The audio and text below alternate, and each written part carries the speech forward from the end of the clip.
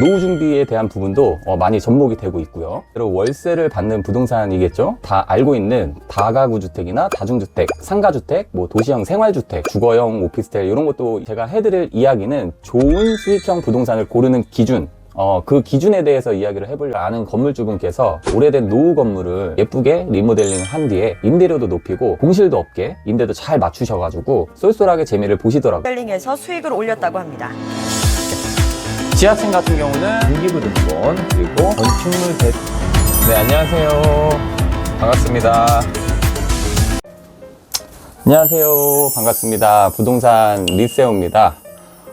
오늘은 수익형 부동산을 주제로 이야기해 보려고 하는데요.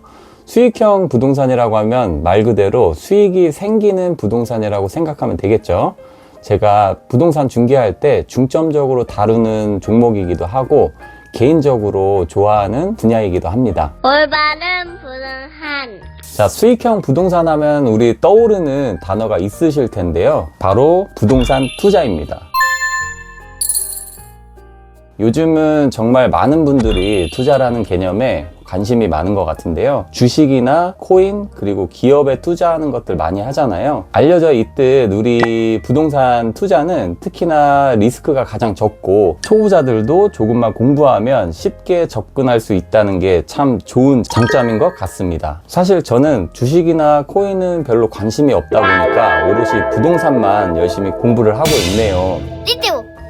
자, 그래서 오늘 많은 분들이 궁금해할 만한 주제로 이야기를 해보겠습니다. 자, 요즘은 부동산 투자도 시대의 흐름에 따라서 선호하는 성향이나 목적이 많이 바뀐 것 같아요. 예전에는 부동산 투자라고 하면 부동산을 매입하고 나중에 판매를 해서 그에 대한 양도 차익을 갖거나 갭 투자 형식을 선호하고는 했었는데, 최근 제가 거래한 사례나 수요자층을 분석해보면 양도 차익은 기본으로 하되 중점적인 목적으로는 안정된 수입을 목적으로 다달이 소득을 가져가는 것을 선호하는 편입니다. 그래서 그런 분들이 많이 생겨나고 있고 노후 준비에 대한 부분도 많이 접목이 되고 있고요. 자, 이렇게 부동산 투자의 흐름도 투자자의 성향에 따라서 많이 바뀌고 있는 것 같은데요.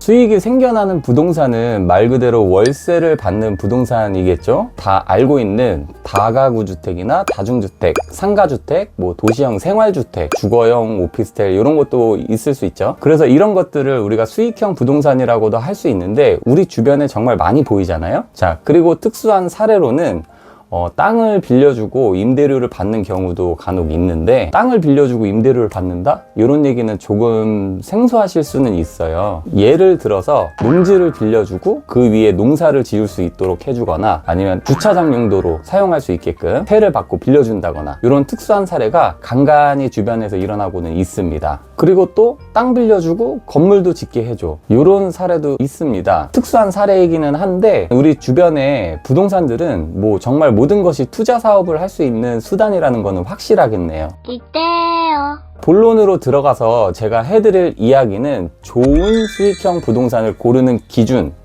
그 기준에 대해서 이야기를 해보려고 하는데요.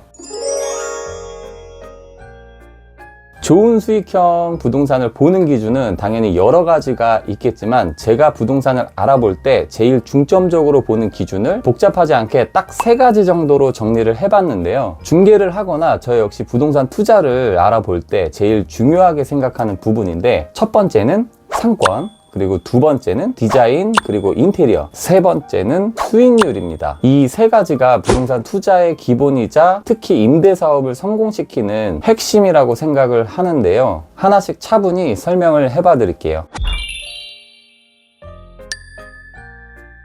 자, 첫 번째 상권입니다. 상권에 대한 이야기를 좀 해보면, 상권이 좋은 지역에 위치한 부동산은 당연히 차후 집가 상승률 같은 게 좋을 수가 있고, 이로 인해서 양도 차익을 실현해낼 수 있는 구조가 형성되는 게 기본이잖아요. 어느 부동산이나 상권이 좋다 하는 지역이라면 당연히 월세는 비싸고 유동인구가 많다고 생각이 될 수 있겠죠. 흔히 우리가 말하는 정말 좋은 상권은 우리가 접근하기 너무 비싸죠. 소자본 투자 그런 개념 자체가 없어요. 거예요. 뭐 우리가 강남 먹자골목 이런 데 건물 투자를 할 거야? 사실 그런 건 쉽지가 않잖아요. 물론 자금력이 좋은 분들이라면 많이 좋은 상권에 집중적으로 투자해 볼 수 있겠지만, 일반적으로 우리 사람들이 보는 기준은 그래도 정말 소액으로 투자해서 좋은 수익을 얻을 수 있는 그런 부동산을 원하잖아요. 그쵸? 자, 상권. 앞서 말씀드린 부동산 투자 성향에 따라서 상권을 맞춰서 부동산을 알아보는 것이 좋은데, 자, 상가 건물의 경우에는 당연히 상권이 좋은 곳에 위치해야 좋은 수익형 부동산이라고 볼 수 있겠고요. 그리고 주거용 부동산의 경우는 상권을 생각보다 많이 고민하고 고르시는 게 좋다고 생각을 하는데요. 여기서 주의해야 할 점은 상가가 많이 밀집된 상권, 우리가 이제 흔히 먹자골목이나 이렇게 이제 좋다고 하는 상권일 수 있는데, 이렇게 번잡하고 시끄러운 상권일수록 주택 공실의 위험도가 조금 높을 수 있다고 보시면 되겠어요. 집은 우리가 먹고 자고 때로는 편하게 쉴 수 있는 공간이 집이잖아요. 그런데 집 주변이 시끄럽다거나 번잡하다고 생각을 해보세요. 물론 사람들의 성향에 따라서 뭐 나는 뭐 그런 거 괜찮아 이렇게 생각하실 수는 있는데, 집을 구하시는 분들을 보면 대부분은 조용한 주택가, 그리고 치안이 좋은 곳, 이런 곳들을 선호하잖아요. 자, 무조건 시끄럽고 번잡한 상권이라고 해서 주택 임대 수요가 없지는 않습니다. 운영하는 사람의 능력에 따라서도 살짝 다를 수 있겠죠. 어쨌든 그래도 상권이 좋다면 차후 양도 차익을 기대해 볼 수 있으니까 좋은 상권을 잘 알아보면서 부동산을 보시면 좋겠습니다. 그리고 상권이 좋은 위치일수록 유동인구가 많고 점포 순환도 굉장히 좋겠죠. 그럴수록 직장인들이나 임대 수요층이 많다고 볼 수 있는데요. 그런 임대 수요층을 유입시킬 수 있어야 합니다. 제가 말씀드린 두 번째 디자인 인테리어에 대한 부분에 접목되는 얘기긴 한데요. 차차 말씀드리기로 하고, 자, 비용을 투자해서 정말 좋은 상권을 알아볼 곳이냐, 아니면 그 지역의 주력 상권에서 많이 멀지 않은 곳, 적당한 상권의 위치에 가성비 좋은 건물을 알아볼 것이냐, 잘 고민해보고 생각해보시면 좋겠고요. 자, 그리고 여기에 추가로 상권안이 떠오르는 게 바로 지역인데요. 거기에 지역하면 역시나 개발 호재가 떠오를 수 있겠습니다. 이 부분은 제가 나중에 따로 개발 호재만을 주제로 집중해서 영상 촬영을 해볼 건데 꼭 봐주시면 좋겠고요. 오늘은 간략히 이야기를 해보자면, 당연히 개발 호재가 좋은 곳의 부동산이 좋겠죠. 이런 부분은 정말 뉴스도 많이 보고 공부도 많이 하고, 각 시군구청의 부동산 관련 정보나 국토부에서 제공하는 부동산 정보를 열심히 둘러보면서 차후 개발 호재가 있는 지역의 상권을 미리 파악할 수 있으면 좋은데요. 우리는 일반인이잖아요. 일반인이 쉽게 접근하기는 어렵겠죠. 그래도 나름 제가 공부하고 알아보는 꿀팁은 나중에 제가 꼭 올려둘 테니까 꼭 봐주시면 좋겠고요. 상권에 대해서 꼼꼼하게 좋은 수익형 부동산을 알아보시면 좋겠습니다. 자, 두 번째는 디자인 그리고 인테리어라고 했었는데요.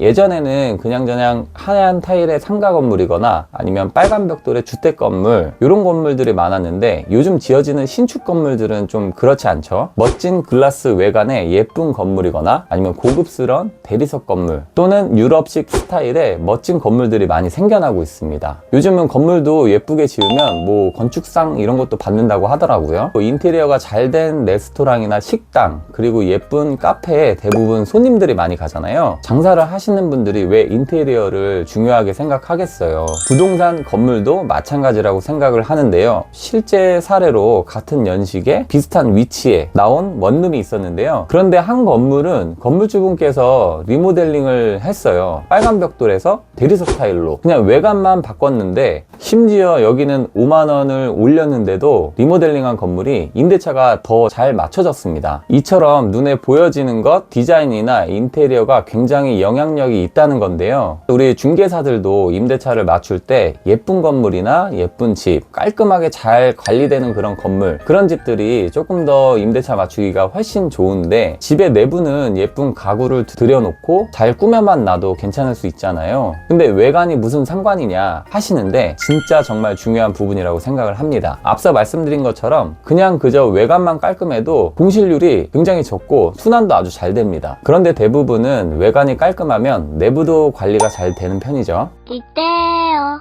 요즘은 1인 가구가 굉장히 많다 보니까 특히 주거형 부동산에서도 원룸 건물의 인기가 참 좋습니다. 부동산 건물을 알아보시는 손님들을 보면 요즘 원룸 건물 괜찮은 거 있냐 여쭤보시는 분들도 많은데요. 원룸의 경우에는 기본적으로 옵션이 잘 갖춰진 집일수록 임대차가 잘 맞춰지고 옵션 사항에 따라서도 임대차 맞추는데 큰 영향이 있습니다. 알아보시는 건물이 원룸 건물이다? 그럼 옵션을 꼼꼼히 살펴보는 게 좋겠죠. 그리고 원룸 건물은 아닌데 뭐 나는 그냥 일반 방 2개, 3개 이런 주택을 알아볼 거야. 이렇게 하시는 분들은 옵션보다는 집의 구조나 방향 이런 것들을 잘 둘러보면 좋겠고요. 당연히 깔끔하게 내부는 보수를 하는 것이 좋겠고, 집에 보면 이 몰딩이라고 하는데 몰딩이 옛날 건물들은 붉은색으로 체리 색깔로 되어 있거든요. 요즘 트렌드에 맞춰서 화이트 톤의 몰딩 그리고 화이트 톤의 도배, 예쁜 타일로 된 바닥 이런 트렌드를 좀 보면서 주택을 알아보시면 좋겠고요. 도배나 방문 교체 그리고 싱크대 조명 같은 것도 새로 바꾸고 이렇게 신경 써서 보수를 한다면 집이 굉장히 달라 보일 수 있습니다. 이런 집들이 임대차도 훨씬 더 잘 맞춰지고요. 그래서 우리 부동산도 디자인이나 인테리어 부분은 정말 기본이라고 생각을 합니다.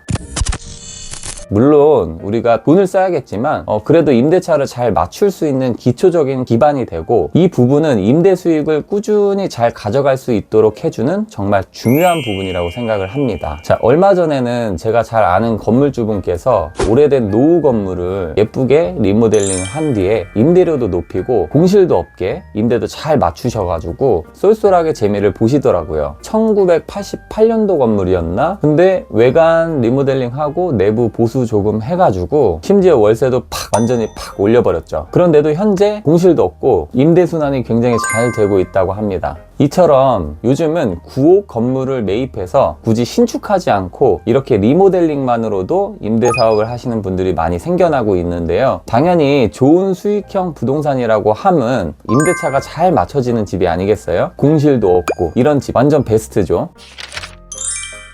자, 그리고 마지막 3번째 수익률에 대한 부분인데요. 제가 오늘 말씀드리는 부분 중에 가장 중요한 부분이라고 생각을 합니다. 당연히 수익률이 좋아야 좋은 수익형 부동산이라고 할 수 있겠죠. 내가 얼마를 투자했을 때 얼마의 수익이 이루어지는지 정말 중요한 부분인 거예요.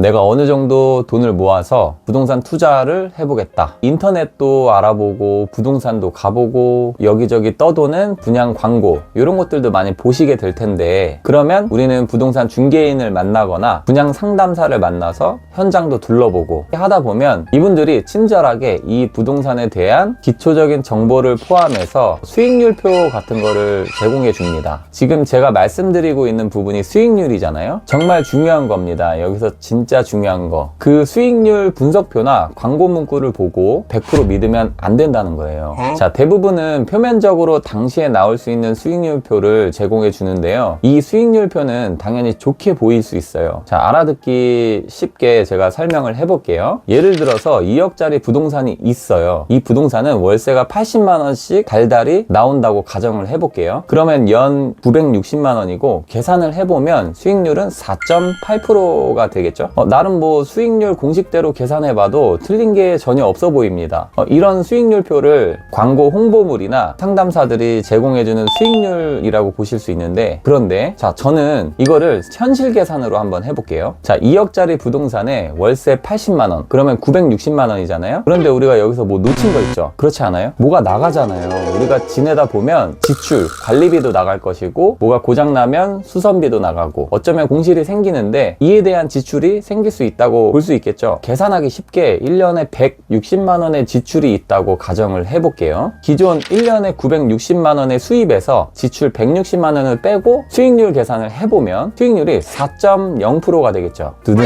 이게 바로 현실 계산 수익률이에요. 이게 진짜 수익률이라고 보시면 되는데 정말 중요한 부분이죠. 부동산을 매입할 때 누구든 그렇겠지만 우리는 극단적으로도 좀 생각해 봐야 할 테고, 충분히 이것저것 고려해야 할 부분들을 모두 분석해 봐야 됩니다. 그리고 기본적으로 수익률 계산하는 방법은 당연히 알고 있으셔야겠죠. 가끔 저한테 상담을 하러 오시는 분들 계시는데 수익률 계산하는 방법을 몰라요. 뭐 수익률 계산 어떻게 하는 거예요? 이렇게 여쭤보면서 부동산 투자를 알아보시는데 그러면 안 됩니다. 투자하려는 부동산의 지출 비용을 예상해보고 시뮬레이션으로 분석해볼 줄 알아야 합니다. 특히 인근의 거래 사례를 좀 알아보고 주변의 임대차 가격, 이런 시세도 좀 잘 파악해보는 것이 좋은데요. 특히나 수익률을 파악하고 알아볼 때는 꼭 알아야 하는 부분이 숨은 비용이라고 합니다. 이제 제가 지출이라고 표현도 했는데 수익률 계산할 때 이 숨은 비용들은 생각보다 이것저것 굉장히 많이 등장합니다. 예를 들면 취득할 때 취득세, 중개 보수료가 될 수 있겠고, 등기 비용이나 법무사 비용, 보유세나 종소세, 이런 것들이 부동산 매입하고 나서도 계속 나가잖아요. 그래서 차후에 내가 생각했던 수익률, 그리고 내가 들었던 수익률과 다른 때가 정말 많아요. 특히나 안타깝지만 분양 광고, 우리 지하철이나 지나가다가 현수막 같은 거 많이 보이잖아요. 그런 거 있잖아요. 강남 20분 거리에 최대 수익률 10% 이상, 어떤 지역에 땡땡땡 프라자 상가, 이런 것들 많은데, 이런 광고들 역시나 모두 숨은 비용 같은 거는 다 빠져 있을 거예요. 그러니 단순하게 볼 것이 아니라 꼼꼼하게 따져보고 수익률 계산도 해볼 줄 알아야 하고, 이렇게 숨은 비용 같은 갑자기 발생되는 지출 같은 것들을 예측할 줄 알아야 합니다. 그래서 수익률이 정말 중요합니다. 오늘 영상 어떠셨나요? 자, 이렇게 오늘은 수익형 부동산을 주제로 이야기해봤는데, 좋은 수익형 부동산을 고르는 3가지. 사실 요즘 부동산 시장이 별로 그렇게 좋지는 않잖아요. 그런데도 될 놈은 좀 된다고. 그래도 거래는 많이 이루어지고 있습니다. 그죠? 강남에 몇백억짜리 부동산도 거래가 됐다고 뉴스에 나오기도 하고, 그쵸? 참 신기합니다. 네. 그렇게 이제 부동산 거래는 계속 되고 있고, 우리가 잘 공부를 해서 좋은 수익형 부동산 많이 공부하면서 노후 준비도 하시고, 또 저 또한 계속 공부해서 모두가 다 잘 사는 세상에 왔으면 좋겠고, 오늘 영상을 시작으로 이제 수익형 부동산 관련해서 많은 정보를 공유해 보려고 하는데요. 좋은 매물도 소개해 드리고 많이 관심 갖고 봐주시면 좋겠습니다. 사실 저 부디빌더 리세오라는 채널을 운영을 하다가 지금 부동산 리세오라는 채널, 이렇게 2가지로 나누게 됐는데, 이 채널에서는 제가 부동산 정보를 좀 집중적으로 안내해 드리려고 합니다. 양쪽 다 잘 봐주시면 참 감사할 텐데, 열심히 공부해서 여러분들한테 도움이 되는 정보를 많이 공유해 보겠습니다. 나는 이런 기준으로 부동산을 고른다 하는 여러분들의 노하우도 공유해 주시면 영상에 한번 반영을 해 보겠습니다. 저 부동산 리세오도 잘 봐주시면 감사하겠습니다. 오늘도 영상 봐주셔서 감사하고요. 다음 영상에서 뵙겠습니다. 감사합니다. 안녕.